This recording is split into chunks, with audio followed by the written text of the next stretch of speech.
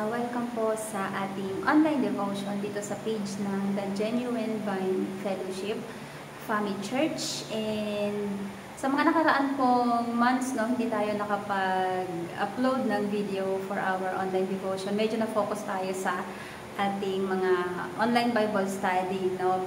And ako po muli si Badet, samahan niyo po ako sa online devotion na ito. And again, it's not gonna take much of your time. So maybe maximum 30 minutes, And pagsaluhan natin ang salita ng ating Panginoong Hesus sa araw na ito. And as you can see sa ating title, ating devotion ay pinamagatan po, Lord, I'm not okay, but I'm still here. So, ayan. And itong ating verse na babasahin sa araw na ito ay sa Awit chapter 34 verse 18 or Psalms chapter 34 verse 18. Ayan, samahan niyo ako. Sabi dito, the Lord is close to the brokenhearted and saves those who are crushed in spirit. He heals the brokenhearted and binding up their wounds. Ayan, narinig niyo na siguro sa kanta yan. He heals the brokenhearted and binding up their wounds. Ano pa? Sabi sa Tagalog, tinutulungan niya ang mga nagdurusa at di binibigo ang walang pag-asa. Amen?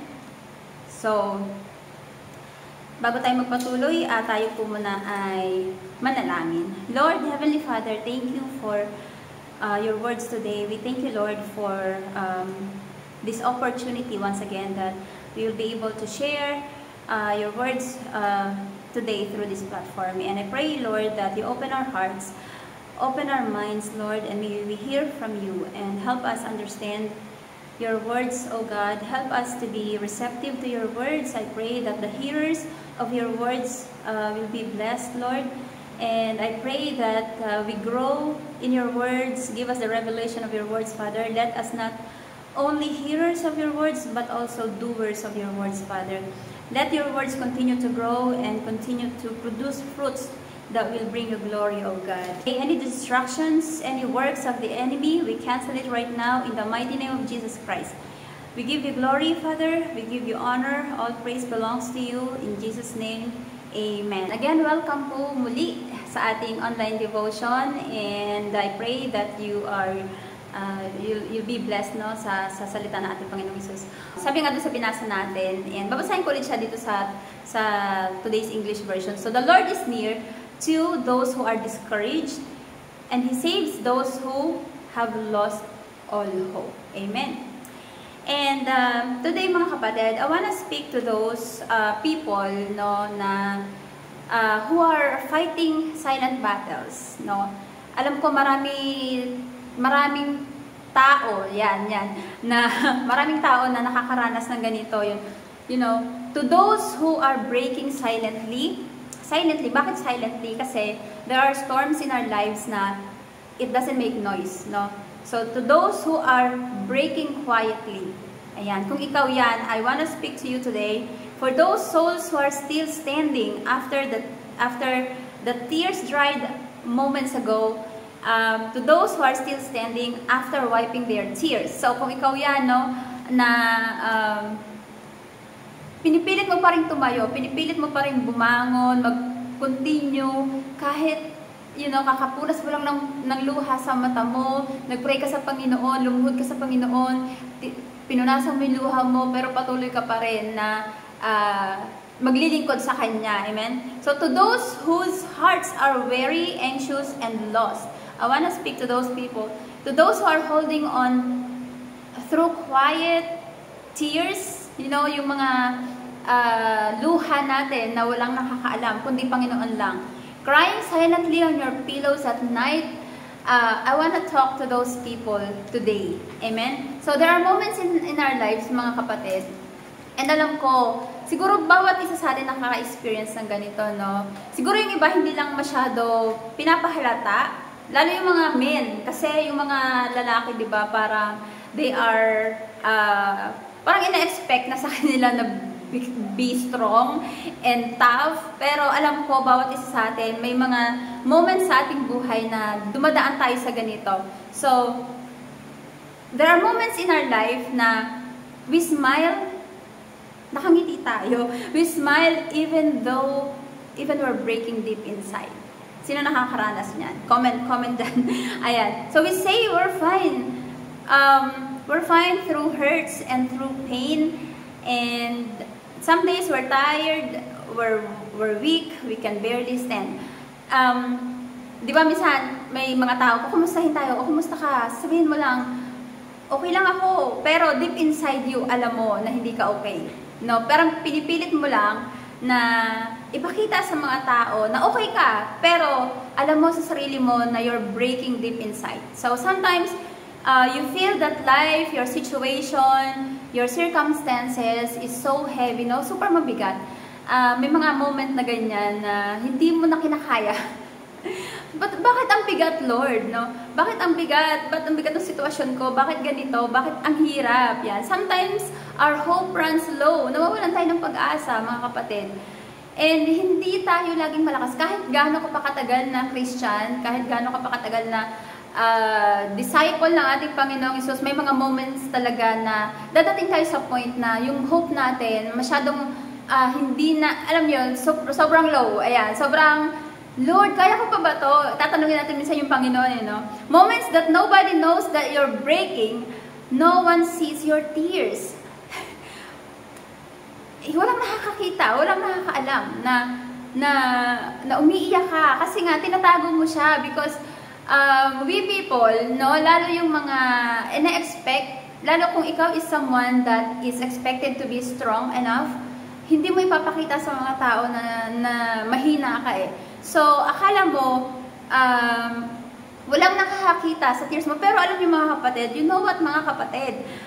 God sees your tears. Oh, amen? God sees your tears. If no one ever knew how hard it is for you to stay, to keep standing, to keep going, God did. And God knows. Alam niyo yung mga kapatid. Minsan, di ba, umiiyak tayo, hindi natin pinapakita sa ibang tao, pero nakikita ng Diyos. God sees our tears. Nakikita ng Panginoon yung mga luha natin, na pilit natin itinatago dahil ayaw natin sabihan na mahina tayo, ayaw natin na ipakita sa iba na we're so down, na alam niyo yun, kasi ayaw niyo makadagdag sa burden ng iba.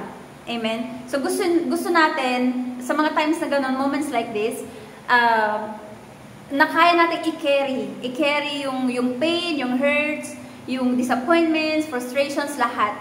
Ayan. Pero nakikita tayo ng Panginoon, mga kapatid. God sees the fight we never mention to anyone. So, hindi natin sinasabi sa iba, hindi natin sinishare. No? Pero nakikita lahat yan ng Panginoong Hesus. Amen? Even when we don't see it. Sabi nga doon sa kanta, di ba? Even when we don't see it, even if we don't feel it, even when we don't feel it, God is working. Amen? Naniniwala kayo doon. God is working, and He's working behind the scenes for us. He's working behind the scenes for our good. Amen? Sabi dito sa Psalms chapter 30 verse 5. Paborito ko to eh. Sabi dito, weeping may endure for a night, but joy comes in the morning. So, mga kapatid, yung mga difficult times na nararanasan natin ngayon, yung mga struggle, yung mga pain, mga hurts, those are not permanent. Amen? Those are not permanent. They are temporary. Our joy will arrive after the suffering, after the pain, after the hurts, after all the troubles, the frustrations na nararanasan natin sa buhay natin, mga kapatid. Joy comes in the morning. Pangako yan sa atin ng ating Panginoong Hesus. No?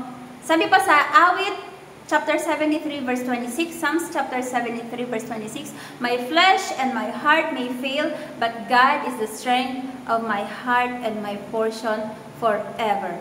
Amen? Ayan yung mga pangako sa atin ng ating Panginoong Hesus, mga kapatid. No? Sabi pa sa Matthew chapter 11, verse 28, come to me, all of you who are tired from carrying heavy loads, and I will give you rest. Mga kapatid, minsan kung nararanasan natin, Lord, sobrang bigat na, sobrang hindi ko na kaya yung burden na ito. Why not? Lumapit kayo sa Panginoon, di ba? Sabi ng Panginoon, lumapit kayo sa akin. Come to me, all of you who are tired. All of you who are carrying heavy loads. Hindi mo kailangan pasanin yan mag-isa sa balikat mo. No? Andun yung Panginoon, i-invite siya mga kapatid. He's inviting us to come to Him and surrender all the pains, all these burdens, or all these heavy burdens na dala-dala natin sa buhay natin. Amen? Pero minsan ba mga kapatid, naisip ba natin, bakit ba nangyayari sa atin na, alam niyo yun, minsan sumusunod naman tayo sa Panginoon, we're faithful, na sinusunod natin yung mga utos niya. Bakit nangyayari? Bakit nangyayari sa atin yung mga bagay na ganito, yung mga hurts, mga pains, disappointments, sa mga aspeto ng buhay natin, no? Alam niyo ba mga kapatid, sabi dito sa 2 Corinthians chapter 12 verse 9, "My grace is sufficient for you, for my power is made perfect in weakness." Ayan. Or sabi dito, but his answer was, today's English version, "My grace is all you need, for my power is greatest when you are weak." Ayan, ang sabi ng salita ng ating Panginoon. So si Apostle Paul yung nagsasalita dito, no? Sabi niya pa dun sa kadugtong, "I am most happy then to be proud of my weaknesses in order to feel the protection of Christ's power over me." Sa verse 10, "I am content with weaknesses, insults, hardships, persecutions, and difficulties for Christ's sake. For when I am weak, then I am strong." Ano ibig sabihin ni Apostle Paul dito mga kapatid? So, when a person feels weak, kapag mahina tayo mga kapatid, yung weakness natin, yung mga limitation natin sa buhay, yun yung nagiging opportunity para ito sa power ng Panginoon para ma-demonstrate. Amen? So, kapag mahina tayo, that's an opportunity for God's power to be demonstrated. Hindi ibig sabihin nun, mga kapatid, na, di ba doon sa verse 10, sabi ni Apostle Paul na, "I am content," sabi niya gano'n. Hindi ibig sabihin nun na ine-enjoy niya yung suffering, no? Hindi natin ine-enjoy niya yung suffering, mga kapatid. Pero, but seeing it as a vehicle for God's power to be revealed. Di ba, minsan kapag ano tayo sa pinaka-lowest point ng buhay natin, at kapag patuloy tayo nag-trust sa Panginoon, doon ipinapakita, pinapahayag, doon nahahayag ang kapangyarihan ng Panginoong Yesus. Amen? At kapag nahayag yung kapangyarihan ng Panginoong Yesus, once the power of God is revealed, that is when we are going to have a testimony. Amen? We are going to testify of His goodness. Kasi God carried us through dun sa moment na yun, sa lowest point ng ating buhay, yung pain na akala mo na unbearable, yung pain, yung hurt na akala mo hindi mo kaya, pero kinary ka ng Panginoon, sinamahan ka ng Panginoong Yesus dun sa lowest point ng buhay mo, at yung power, kapangyarihan ng Panginoong Yesus, dun siya mahahayag. Amen? Mahahayag ang kapangyarihan ng ating Panginoong Yesus. Sabi nga dun sa Tagalog, lubusang nahahayag ang kapangyarihan ng Diyos kapag ikaw ay mahina. So kapag mahina tayo mga kapatid, kapag alam niyo, dumataan tayo sa mga ganong moment ng buhay natin, nakahayag ang kapangyarihan ng ating Panginoong Yesus. How many of us here can still say, "Lord, even when it hurts, even when there's pain, I'm still here, Lord"?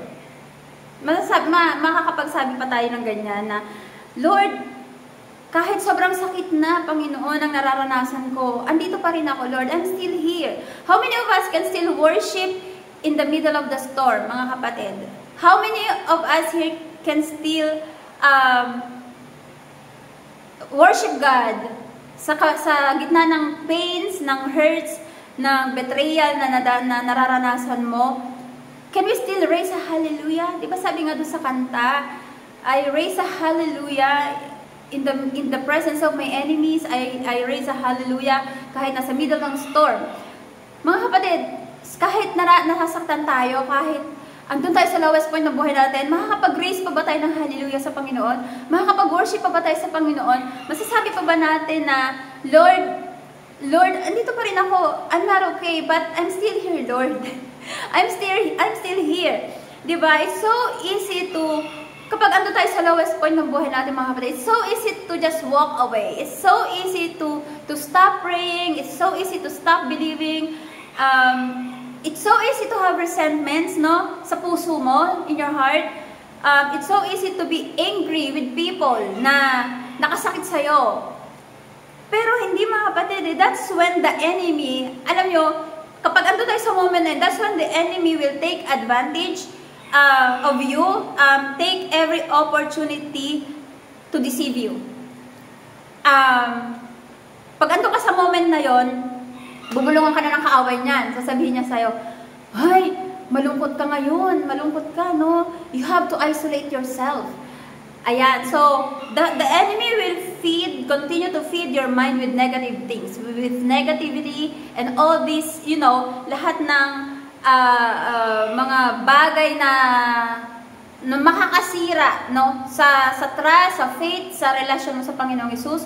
I-feed ka ng enemy, i-feed yung utak mo, no? Sasabihin niya, alam mo, malungkot ka, deserve mong mag-unwind, mag-isa, no? Iwasan mo muna yung mga tao, huwag ka mo sumama, huwag ka muna magsimba. Huwag ka muna magsimba kasi alam mo makaka-distract lang sa'yo yung maingay, pag nag-worship, kailangan mo ng tahimik na lugar. Ayan yung opportunity, no, na tinatake advantage ng kaaway, na kapag ando tayo sa point na yon, mga kapatid, huwag tayo magpapadaya sa bulong ng dyablo. Amen? So, there will be times na, halimbawa, ikaw, alam ko nararanasan nyo to, kahit pastor ka man, or preacher ka man, teacher ka man, ikaw man ay, in a position na you are motivating people, you are teaching people, you are encouraging people, na may mga times na nag-encourage ka sa iba, but how can you encourage others when you know deep inside your heart that you are hurting too? Minsan, Panginoon, halimbawa, ikaw nagba-Bible study ka, you are sharing the Word of God to people, you are giving them encouragement, pero alam mo sa sarili mo, deep inside you, you are broken. Like, Lord, how can I encourage these people when I myself, I'm so broken deep inside me? No? So, Lord, how can I encourage people when I know, alam ko sa sarili ko, I'm hurting too. Ayan. So, but still, no, you choose to continue, you choose to continue trusting God, you choose to continue serving God even in pain, even when it hurts, no? Moments that you don't feel like worshiping, may mga time na dadating sa buhay natin na natatamad ka. Tatamarin ka mag-worship bakit ako mag-worship sa Panginoon? Why am I gonna worship? Nasasaktan nga ako, Lord. Nasasaktan ako. So, pero you still worship Him, no? Alam niyo yung mga time na ganyan, mga kapatid, yung moments na when we don't want to worship, pero pinipili pa rin natin, we still choose to worship God. Grabe. Alam niyo, mararanasan niyo, yun yung mabibuild, no? Mabibuild kung paano ka magtiwala sa ating Panginoong Hesus. Kung paano mo lalong palalimin yung relasyon mo sa ating Panginoong Hesus, no? Na kahit sa kabila ng pinagdaraanan mo, you still choose to worship Him. Amen? Kaya mga kapatid, no, let's take this moment, no, na to stop pretending. Stop pretending. You don't have to hide your pain from God because He already knows. Just say, Lord God, I'm not okay, but I'm still here. Even when it hurts, Lord, even when I'm in pain, I'm still here. Use me, send me. Alam niyo yun dun sa nabasa ko lang kasi ito yung team sa ating nalalapit na Bible conference, no? Yung Isaiah chapter 6 verse 8, sabi doon, then I hear the Lord say, whom shall I send? Who will be our messenger? And I answered, I will go, send me. So, sabihin mo sa Panginoon, Lord, here I am, send me, I'm not okay. Pero, andito pa rin ako, Panginoon. Gamitin mo ako, no? Ayan. Gamitin mo ako, Panginoon, kahit hindi ako okay. We don't have to hide our pain from God because He already knows. Because He cares, He is ready to meet you in the place of your deepest need. Amen? We don't need to pretend to be strong. The Lord meets us in our brokenness and offers His healing love. Amen. So, all we have to do, mga kapatid, confess our weakness to God, no? Hindi naman natin kailangan magkunwari, eh. Pwede tayo magkunwari sa mga tao, mga kapatid, pero sa Diyos hindi tayo pwede magkunwari na nasasaktan tayo, sabihin pa natin sa Panginoon, Lord, kaya ko to. Sabihin mo sa Panginoon, mahina ka, hindi mo na kaya. Confess your weakness to God, your fears, our doubts, our emptiness before God.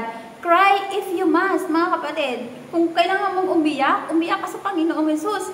Amen? When we cry to God for help, it turns into a declaration of our trust in His unfailing presence. Amen? So surrender everything at the feet of Jesus.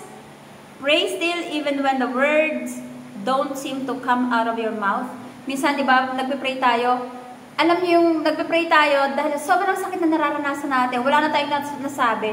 Wala nang lumabas sa bibig natin, kundi luha na lang. Amen? So, kahit walang salita ang lumalabas sa bibig mo, mag-pray ka pa rin sa Panginoon. Lumapit ka pa rin. Kahit luha lang yan, alam mo, God sees your tears and God hears your heart.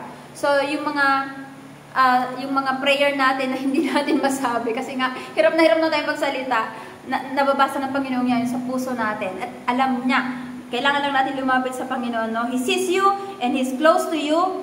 You just don't realize it. Amen? So kasi minsan, sabi natin silent yung Panginoon, hindi ko maramdaman yung Panginoon, pero dun sa silence na yon, that's when yung Panginoon ay gumagawa. Amen? Dun mo mapapatunayan ang Panginoon, gumagawa siya. Hindi mo man makita yung mga results right away. Hindi mo man agad maramdaman yung mga sagot. Hindi mo makita yung mga sagot sa panalangin mo. Pero when God is silent, that's when He is working behind the scenes for our good. Amen? I want to encourage everyone, no, mga kapatid, just surrender everything at the feet of Jesus. And whatever it is, no, that's hurting, right now, the pains, the hurts, the betrayals, the frustrations, disappointments, isuko mo lahat sa Panginoong Hesus yan. Isuko mo, iiyak mo sa Panginoong Hesus. And again, sabi sa salita ng Diyos, weeping may endure the night, but joy comes in the morning. Amen. Pangako ng Panginoong Hesus yan. Joy comes in the morning. Hindi palaging tayong iiyak, mga kapatid. Hindi palaging puro iyak na lang. So the next time we cry, it's gonna be tears of joy, mga kapatid. Kasi sabi nga sa salita ng Diyos, joy comes in the morning. At panghawakan natin yung pangako ng ating Panginoong Hesus, no? Pangako sa atin ng Panginoong Hesus yan eh. Hindi lagi po na lang iyak ng sama ng loob yung mararanasan natin, mga kapatid, no? Iyak din tayo ng sobrang umiiyak tayo kasi sinagot ng Panginoong Hesus yung panalangin natin. Amen. And before we continue, no, sa online devotion na ito, I wanna offer prayer for everyone na nakakaranas ng mga ganitong sitwasyon. Kung andito ka man sa sitwasyon, moment of your life na puro pain na nararanasan mo, puro hurts, no? I wanna pray for you. And let's pray. Heavenly Father, we come before you today, Lord, knowing that all power is in your hands, Lord. We thank you for everything that you have done for us, Panginoon. And thank you, Lord, for not leaving our side, Lord. Thank you for your faithfulness. Thank you for your goodness, your grace and mercy, Lord. Thank you for always being near, for always being dependable. Thank you, Lord, for being near, especially when we're broken-hearted, Panginoon. Father, you see us. Sometimes we're tired. Sometimes we're confused. Sometimes we're carrying questions that we don't have answers to. Sometimes we try to figure out everything on our own. But we realize, Lord, that we need you. We come to you, Lord, not for every answer, but for your presence, Panginoon. Huwag mong alisin ang presensya mo sa aming buhay, Lord God. Father, teach us to be still, to rest in you, and to let go of our need to control what only you can carry. We pray, Father, that you give us faith to keep walking, to keep serving you, to keep worshiping you, Lord. Even in the middle of pain, even in the middle of hurts, even in the middle of challenges, and when we doubt, remind us that your love is not dependent on our strength, but on your promise, Lord. You are more than enough for us. Be our light, be our strength. We lay everything down at your feet, Father. Every pain, every hurt, every disappointment, every brokenness, every doubt, every fear. We give you glory, we give you honor. All praise belongs to you. We pray this in Jesus' precious name. Amen and amen.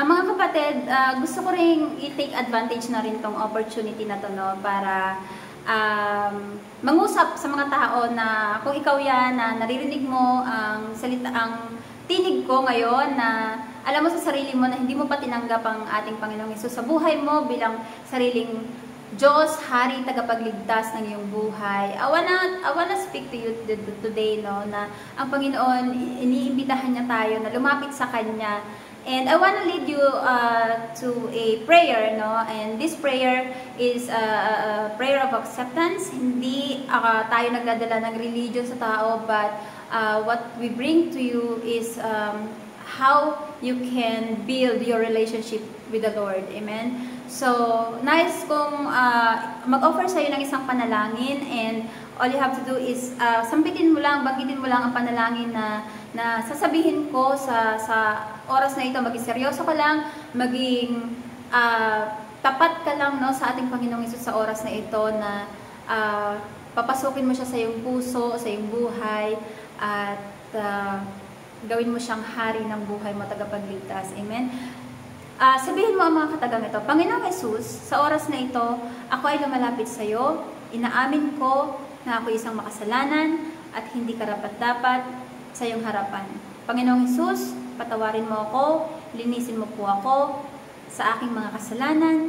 Inaanyayahan kita, pumasok ka, maghari ka sa aking buhay, at tinatanggap kita, Lord, bilang Diyos, bilang Hari, bilang Panginoon, bilang tagapagligtas ng aking buhay, at isulat mo rin po ang aking pangalan sa aklat ng buhay, na upang sa iyong pagbabalik ay makakasama mo ako sa iyong kaharian. Salamat, Panginoong Hesus, sa kapatawaran. Salamat, Lord, sa pagbabago na iginawad mo sa akin sa oras na ito. Ito po ang samot panalangin sa pangalan ni Hesus. Amen and amen. Ayan. Mga kapatid, kung ikaw ay naging seryoso, no, at sumunod sa maikling panalangin ng pagtanggap sa ating Panginoong Hesus, at pinagsisihan mo ang iyong kasalanan, pinapasok mo si Jesus sa iyong puso. Sabi dito sa John chapter 1 verse 12, datapot ang sinumang tumanggap at sumampalataya sa Kanya ay pinagkalooban ng karapatang maging anak ng Diyos. Mga kapatid, lahat ng tao nilikha ng Diyos, pero hindi lahat ay binigyan ng karapatang maging anak ng Diyos. So, yun lamang mga taong tumanggap at sumampalataya sa Kanya ang binigyan ng karapatan o pinagkalooban ng karapatang maging anak ng Diyos. Amen? Ano pa? Sabi dito sa favorite verse natin, no? John 3:16, na sapagkat ganyan lamang ang pag-ibig ng Diyos sa sanlibutan, kaya ibinigay niya ang kanyang bugtong na anak upang ang sinumang sumampalataya sa Kanya ay hindi mapahamak kundi magkaroon ng buhay na walang hanggan. Mga kapatid, sobrang laki ng pagmamahal sa atin ating Panginoong Hesus, no? Na iniala niya yung anak niya para siya yung magsakripisyo para sa atin, para sa mga kasalanan natin. Sabi sa John chapter 5 verse 24, binigyan tayo ng buhay na walang hanggan. Sabi dito, I am telling you the truth, those who hear my words and believe in Him who sent me has an eternal life. Amen? Ano pa? Philippians chapter 3 verse 20, our citizenship is in heaven. Mga kapatid, tayo manlalakbay lang dito sa mundo, no? Dito sa sanlibutan. And ang citizenship natin ay sa langit. So, we're just strangers in this world. We are citizens of heaven. Kaya kung sumunod ka sa ating kung pinapasok mo ang Panginoong Hesus, tinanggap mo ang Panginoong Hesus, at magpatuloy ka, lumayo sa kasalanan, magpatuloy sa paglilingkod sa ating Panginoong Hesus. Ayan, itong mga binasa nating talata mula sa Bible, yan ang pinagkaloob sa atin ng ating Panginoong Hesus. Ngayon, mga benefits na binigay sa atin ng Panginoong Hesus, na magpasalamat tayo sa ating Panginoong Hesus sa mga bagay na ito. Amen.